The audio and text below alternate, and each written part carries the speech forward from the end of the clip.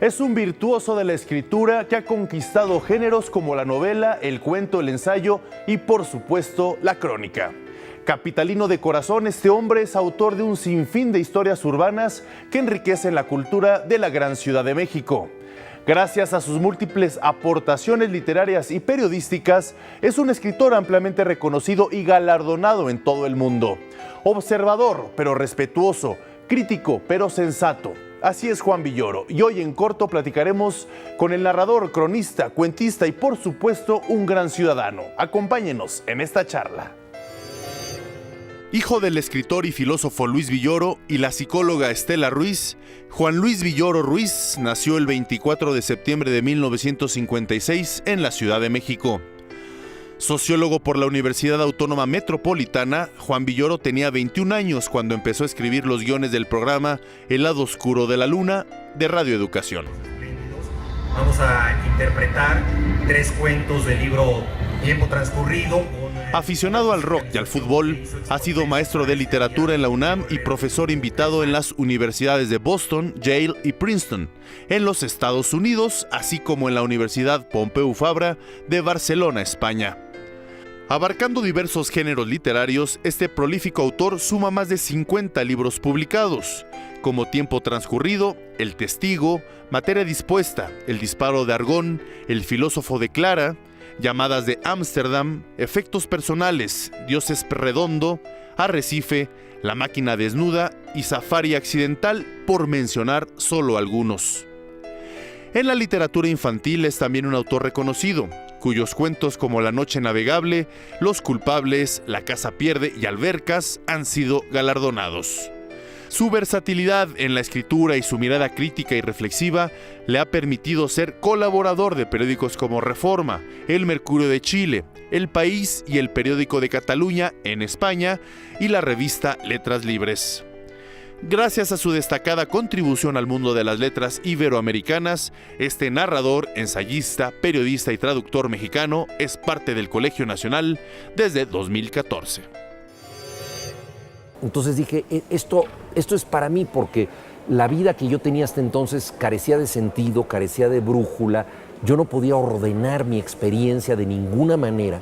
Y este libro me regaló la posibilidad de entender mi vida como una historia.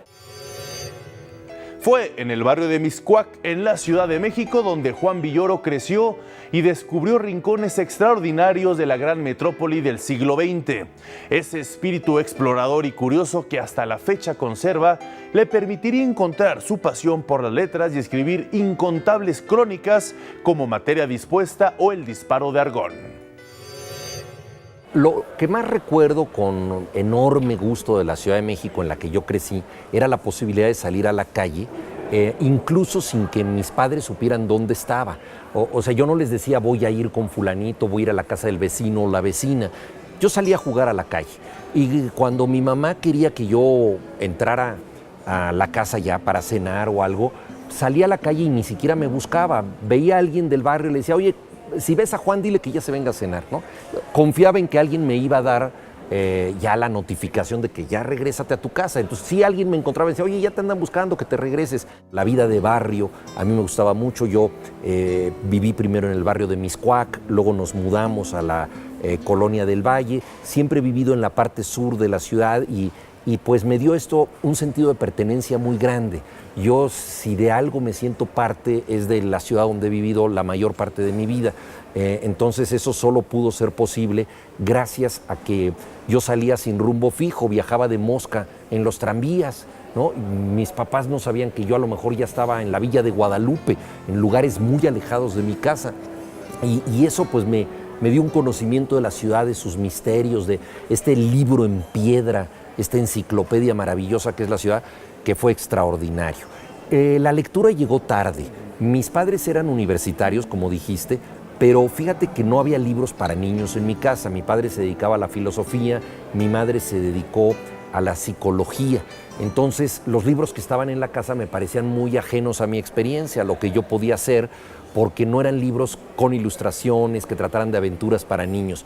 Los pocos libros que leí en la escuela no me gustaron mucho. Yo estaba en el colegio alemán y ahí los libros que nos daban eran libros como para regañar a los niños, para educarlos así de ahí viene el coco, si te portas mal, si eres maleducado te van a pasar cosas atroces. O sea, eran libros como para castigar niños, no para encandilarlos con el placer de la lectura.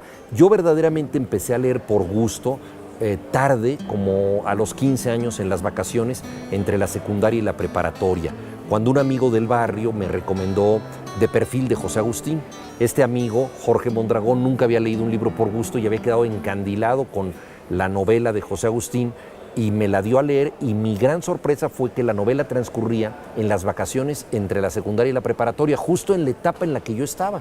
Y el personaje se parecía mucho a mí, vivía en una colonia muy parecida a la mía, todo me pareció como mi propio espejo, ¿no? Entonces dije, esto es para mí, porque la vida que yo tenía hasta entonces carecía de sentido, carecía de brújula, yo no podía ordenar mi experiencia de ninguna manera.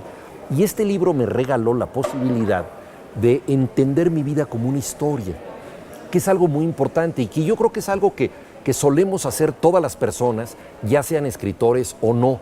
El hecho de que cuando te sucede algo lo tratas de comprender contándoselo a una persona de tu confianza, para soportar algo duro que te pasó, o al revés, para recrear algo muy emocionante que te sucedió. Entonces, esta necesidad de articular la experiencia en una historia, yo la descubrí en el libro de José Agustín, y a partir de entonces empecé a escribir a troche y moche porque no tenía ningún bagaje cultural, y por supuesto empecé a leer muchos otros libros, y básicamente yo lo que me considero es un lector. El placer de leer siempre es superior al placer de escribir, porque entraña mucho esfuerzo, mucha frustración, mucha impotencia. O sea, escribir no siempre es grato, es una mezcla de placer y esfuerzo, como cualquier actividad que valga la pena.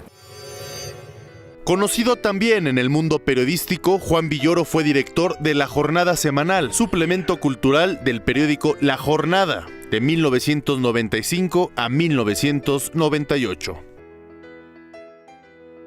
Para muchos, elegir carrera universitaria no es una decisión fácil, y ese fue el caso de Villoro. No obstante, su elección le ha permitido acumular una prolífica trayectoria en distintos géneros literarios y periodísticos. Para mí había dos carreras que me llamaban mucho la atención. Una era medicina, y que hasta la fecha me interesa muchísimo, y otra era literatura, porque tenía vocación para escribir.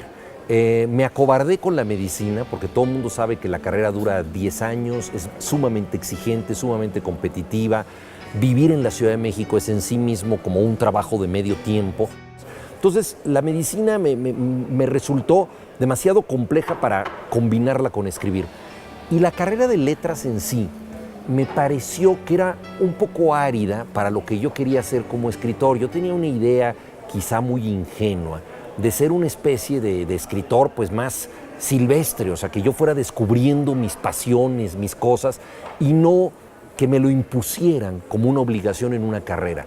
Pensé que era como tener un gran amor, una pasión maravillosa, y de pronto cambiarlo por un matrimonio por conveniencia. O sea, que te dijeran, esta es una chica que te conviene, está muy bien, va a ser la madre de tus hijos. Entonces, eso era la carrera de letras para mí, algo recomendable, pero no tan apasionante como ese romance libre que yo quería tener con la lectura y con la escritura.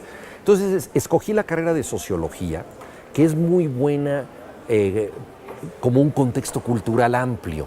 Es una carrera que tiene algo de historia, algo de economía, algo de ciencias políticas, algo de filosofía, y creo que me sirvió mucho, sobre todo he podido constatarlo, al escribir periodismo, al hacer crónica, porque yo creo que el cronista debe establecer conectivas entre distintos campos del conocimiento y zonas de la realidad que no se han tocado.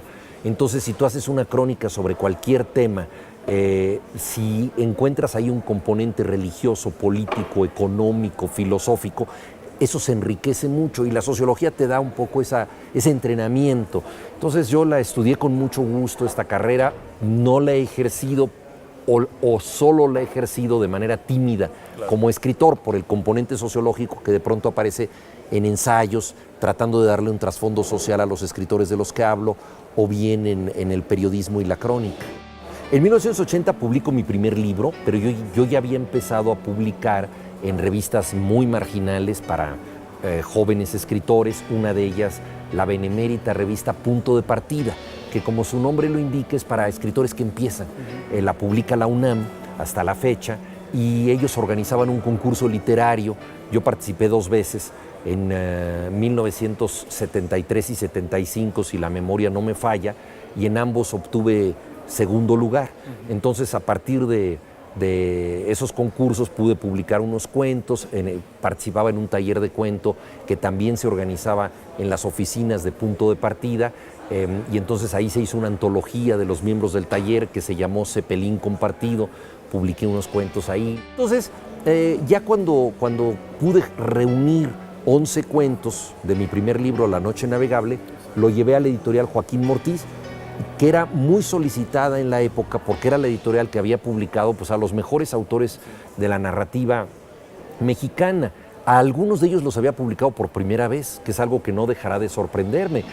Don Joaquín Díez Canedo, el director y dueño de la editorial Joaquín Mortiz, publicó a un jovencísimo José Agustín, a Gustavo Sáenz, a Ricardo Garibay, a Jorge Ibargüengoitia, a escritores que se empezaban a formar en la editorial y que ya eran muy famosos cuando yo empecé a publicar. Entonces, para mí era como debutar en el Barcelona, o sea, era realmente estar en una alineación muy, muy buena. Esto no era fácil, entonces tuve que esperar 4 años para que se publicara mi libro, que era lo habitual en la editorial Joaquín Mortiz, y valió la pena esta larga paciencia porque pues así pude publicar en el 80 La Noche Navegable. A mí lo que me gusta de escribir en distintos géneros literarios es que cada uno de ellos te enfrenta a desafíos diferentes, nerviosismos, supersticiones, cábalas. Realmente es una oportunidad extraordinaria. A mí realmente me ha resultado muy estimulante poder escribir crónica, cuento para niños, novela, en fin, teatro, cosas distintas. No sé realmente si podría prescindir de algún género, hasta ahora no lo he hecho. Desde luego que no escribo todos los géneros al mismo tiempo. Por ejemplo, me gustaría escribir con más frecuencia novelas. Cada vez que termino una, digo, bueno, a ver si ahora no me tardo 7 años en publicar otra novela. Y siempre me tardo 7 años, es inevitable, porque me dejo distraer por otros géneros. Además, eso te permite evitar como el fantasma de la repetición. Yo creo que es muy grave para un artista cuando empieza a escribir bajo una fórmula, y lo vemos incluso en algunos de los mayores escritores o pintores, que de repente parece que están repitiendo la misma novela o el mismo cuadro, ¿no? Entonces, cuando escribes en distintos géneros tienes una gran oportunidad de cambiar mucho de registro, porque si acabas de terminar un libro de ensayos literarios donde escribiste de Cervantes o de Shakespeare o de autores clásicos y luego escribes un cuento para niños, es muy difícil que en ese cuento continúes como aprovechando el impulso adquirido por el libro anterior. En cambio, si solo haces libros de ensayos sobre autores clásicos, el siguiente ensayo tal vez es un poco repetitivo, ¿no? Y lo mismo se aplica para la novela o para el cuento y la literatura para niños. Yo creo que cuando no lo haces muy bien, la gente dice, no, pues es demasiado disperso, ¿no? Y no se decide por un género. Cuando lo haces bien, entonces empiezas a dar la impresión de que eres versátil, o sea, de que te salió bien una cosa, te salió bien otra. Y claro, como a la gente le gusta mucho comparar, ¿no? Porque siempre todo el mundo piensa, ¿qué te gusta más, lo dulce o lo salado, las rubias o las morenas, ir a la playa o ir a la montaña? Todos estamos, el vino tinto o el vino blanco, estamos todo el tiempo en disyuntivas. Entonces la gente siempre dice, bueno, ¿tú cómo te sientes mejor? Yo la verdad me siento bien con los géneros porque todos me resultan difíciles. O sea, realmente yo no podría decir en cuál me siento más cómodo porque todos tienen un riesgo diferente, ¿no? Escribir un artículo periodístico es algo que tú tienes que hacer en muy poco tiempo, con mucha brevedad y con claridad para que comprenda el lector del periódico. Porque si tú escribes para los periódicos no puedes decir, no, a lo mejor yo me muero, pero en el futuro llegará una persona que va a redescubrirme y entonces ahí se va a comprender lo que yo hago. Puede haber un genio olvidado en la novela que luego sea reivindicado, pero no hay un periodista que sea un genio olvidado. O cumplió su trabajo o no cumplió, porque al día siguiente el periódico, si es en formato papel, pues ya sirve para envolver pescado, para envolver carne, y ya no lo está leyendo la gente, salvo en algunos casos que luego se recupere eso en libro, ¿no? Pero entonces, pues yo no me sentiría mejor para ningún género, pero pues he tratado de cultivarlos todos de acuerdo a a los riesgos que representan y tratando de ser leal a sus condiciones. No me he atrevido nunca a escribir poesía, me gusta muchísimo la poesía. Escribí una novela, El Testigo, que evoca la figura de Ramón López Velar, del gran poeta de Zacatecas. He escrito algunos ensayos donde de pronto hago un pequeño análisis de poesía, pero la verdad es algo que me excede. Entonces, ahí sí encuentro un límite y ahí sí digo zapatero a tus zapatos. Yo me concentro exclusivamente en escribir prosa. A los 25 años de edad, Juan Villoro fue designado agregado cultural en la Embajada de México en Alemania. En su estancia en Berlín consiguió desde reconciliarse con la lengua alemana hasta comprender el sistema económico y político que funcionaba en aquel país. Parte de aquellas experiencias quedarían plasmadas en crónicas que recoge el libro Berlín dividido.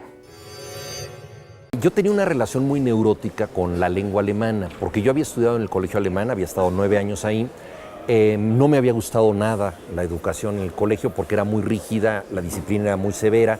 Yo además estaba en el grupo de los alemanes, en mi casa nadie hablaba alemán, entonces me costaba mucho trabajo esta enseñanza y no le encontraba una utilidad práctica al alemán. Obviamente era una relación neurótica, no pasada por la razón y que yo no había realmente aquilatado para qué me podía servir este idioma.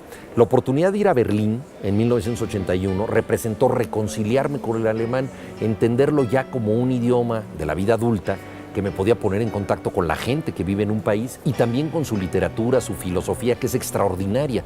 O sea, entender el alemán, dominarlo, traducirlo, se convirtió para mí en algo muy importante. Después de mi estancia en Berlín, traduje algunos libros, que fue una gran escuela literaria. Entonces, lo más importante de aquel tiempo fue, en primer lugar, recuperar el alemán. Luego, conocer el socialismo realmente existente, porque yo vivía en Berlín Oriental, yo era militante del Partido Mexicano de los Trabajadores, pertenecía pues a la izquierda mexicana, pero no conocía un país del socialismo real, que fue una experiencia importante porque era un mundo de gran justicia social y que había hecho muchas cosas por la cultura y por sus habitantes, pero también era un mundo con una enorme restricción de las libertades individuales. Era muy difícil vivir en el socialismo real y, digámoslo así, ser ortodoxamente comunista. Yo creo que fue una lección para muchas personas en el sentido de que la izquierda debía transitar hacia formas mucho más democráticas, autocríticas y libertarias y más plurales, ¿no? Entonces también fue una gran enseñanza política. Desde el punto de vista profesional, también me reveló que no me gusta ser diplomático. La vida diplomática me parece una vida de representaciones, de mascaradas, una vida muy poco genuina. Yo no estaba hecho para esa vida burocrática de falsos lujos y bueno, después de 3 años ahí tuve la oportunidad de seguir en el servicio exterior, pero preferí dedicarme a la literatura. Sus textos periodísticos y literarios, así como su extensa carrera, le han valido destacados galardones nacionales e internacionales, como el Premio Internacional de Periodismo Rey de España, el Premio Javier Villaurrutia, el Premio Iberoamericano de Letras José Donoso y el Premio Herralde, por citar solo algunos. Es de una gran valía que un escritor como Juan Villoro sea parte de la renovación que atraviesa la Ciudad de México y su nueva Constitución. Yo creo que es un momento crítico para la política en general. Si nosotros vemos lo que es el mundo contemporáneo, básicamente nos damos cuenta de que quienes dictan las políticas no son los presidentes de los países, son los grandes directivos de las mayores empresas o son organismos como el Fondo Monetario Internacional o, reuniones como los grandes diseñadores de la Comunidad Económica Europea, ¿no? Entonces nosotros estamos a expensas del consumo y de la economía. Entonces estamos en una situación donde todo tiene que ver con las marcas, el consumo y el dinero. Y necesitamos contrapesos. Al mismo tiempo no tenemos una repartición igualitaria de los muchos beneficios que puede traer la economía. Tan solo en México, según cifras oficiales, hay 40 millones de pobres 15 millones de ellos en pobreza extrema. En un país donde la desigualdad social avanza, donde hay millones de pobres y en un mundo donde la única alternativa y valoración de la gente parece ser el dinero y el consumo, obviamente urgen discursos alternos.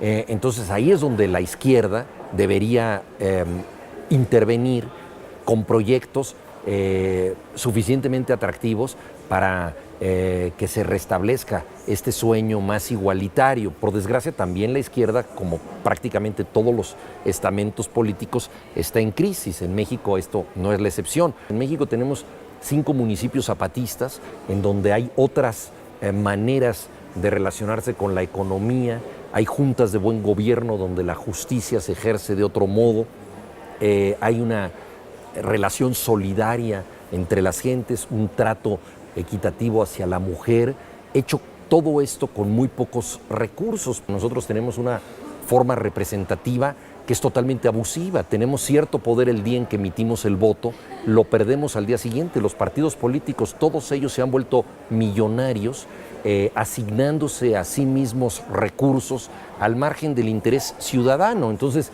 ¿es esta la democracia que queremos? Por supuesto que no.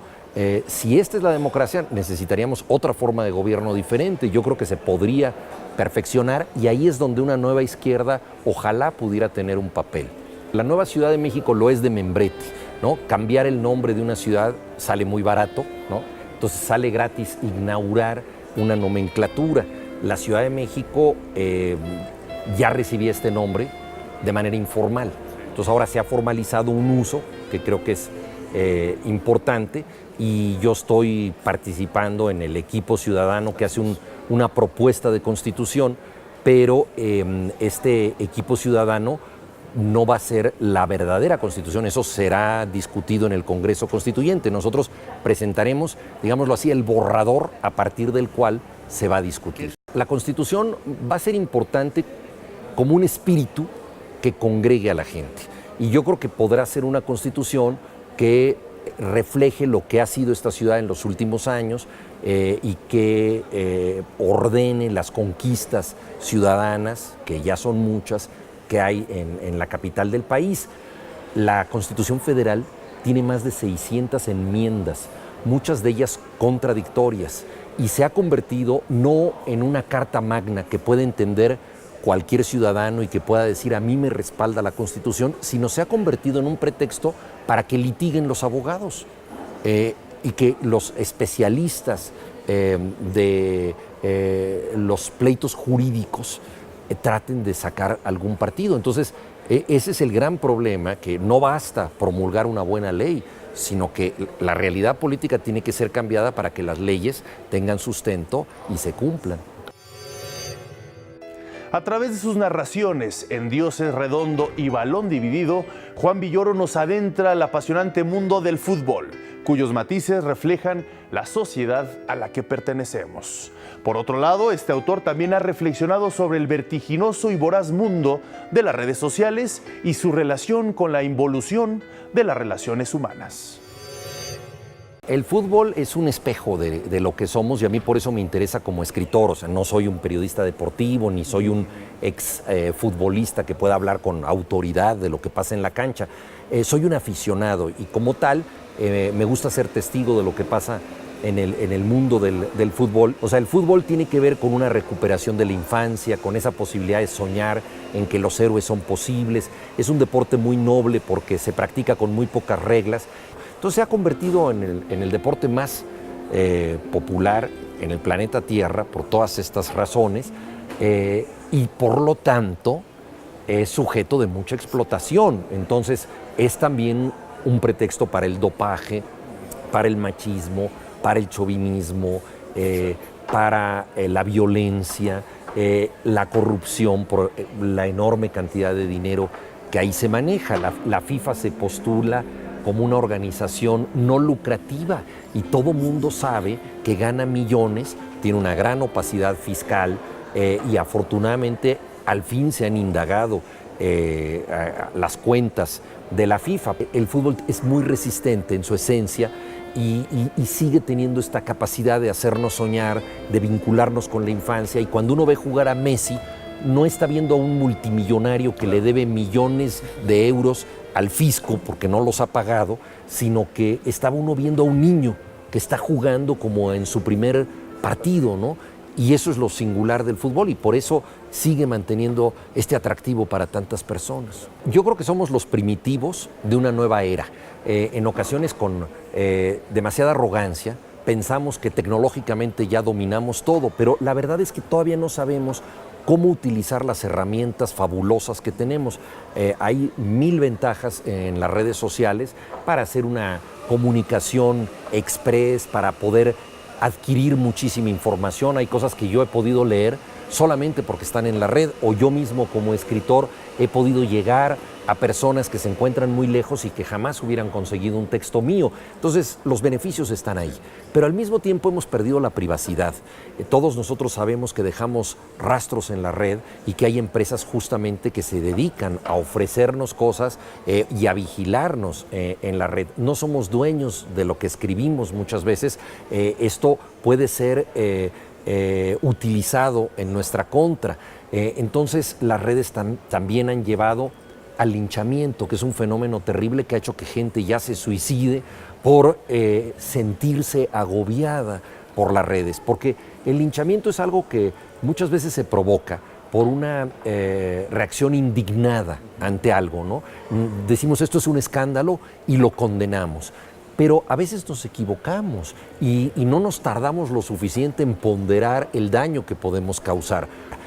Hay fenómenos como el autismo electrónico que ya ha afectado a muchas personas. En Japón se acuñó una palabra, hikikomori, para los enfermos digitales, que son muchachos que se evaden del mundo y ya solamente reaccionan a lo que ocurre en la pantalla y pierden la capacidad de relacionarse con los demás. Y muchas veces al salir a la sociedad cometen actos violentos. Entonces ya hay terapias para tratar a estas gentes. Entonces, realmente son muchos los temas en que nosotros nos vemos rodeados de demasiadas cosas porque evidentemente todos los que hemos entrado al mundo digital hemos padecido una cierta adicción.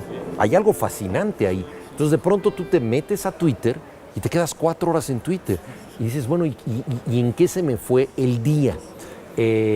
John Lennon dijo maravillosamente, la vida es lo que sucede mientras hacemos otras cosas. O sea, la sustancia de la vida muchas veces se nos va. Bueno, esto con las redes es todavía mayor. O sea, ¿dónde quedó la vida? Yo por eso escribí un libro que se llama, así, entre interrogaciones, ¿hay vida en la Tierra? Porque cuando yo era chavo, la gran pregunta es si habría vida en Marte.